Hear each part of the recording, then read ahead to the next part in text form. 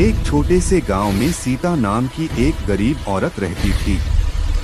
उसका पति कई साल पहले चल बसा था और 2 छोटे बच्चों की परवरिश की जिम्मेदारी उसी के सिर पर आ गई थी। घर चलाने के लिए वह रोज सुबह जल्दी उठकर पास के जंगल में लकड़ियां इकट्ठा करने जाती थी और उन्हें बाजार में बेचकर अपने बच्चों का पेट भरती थी। एक दिन सुबह की हल्की धूप फैली ही थी कि सीता अपने टोकरे और कुल्हाड़ी के साथ जंगल की ओर चल दी। बारिश के बाद जंगल बहुत घना और फिसलन भरा हो गया था, लेकिन मजबूरी उसे हर डर से मजबूत बनाए हुए थी।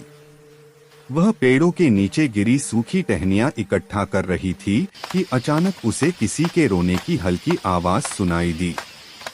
पहले तो वह डर गई, फिर हिम्मत जुटाकर आवाज की दिशा में बढ़ी।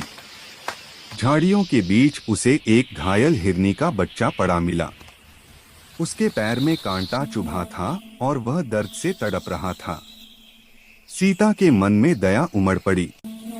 उसने पास बैठकर सावधानी से कांटा निकाला, फिर अपने दुपट्टे से उस छोटे से घाव को बांध दिया।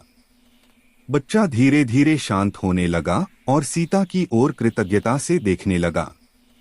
कुछ देर बाद जब सीता वापस लकड़ी इकट्ठा करने लगी, तभी झाड़ियों के पीछे से हिरनी निकली। वह पहले थोड़ा सतर्क दिखी, फिर अपने बच्चे को सुरक्षित देखकर धीरे धीरे सीता के पास आ गई, जैसे वह कहना चाह रही हो, धन्यवाद। सीता मुस्कुराई और अपना टोकरी उठाकर गांव लौटने लगी। उस दिन बाजार में उसके लकड़ियों के अच्छे पैसे मिल गए। शाम को जैसे ही वह घर पहुंची, उसने अपने बच्चों को प्यार से गले लगाया, दिल में ये सुख लेकर कि उसने एक जीव की जान बचाई है।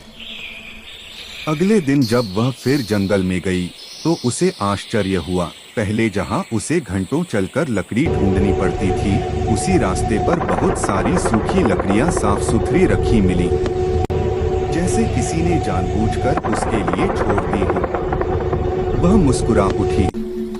उसकी निगाहें ऊपर गईं।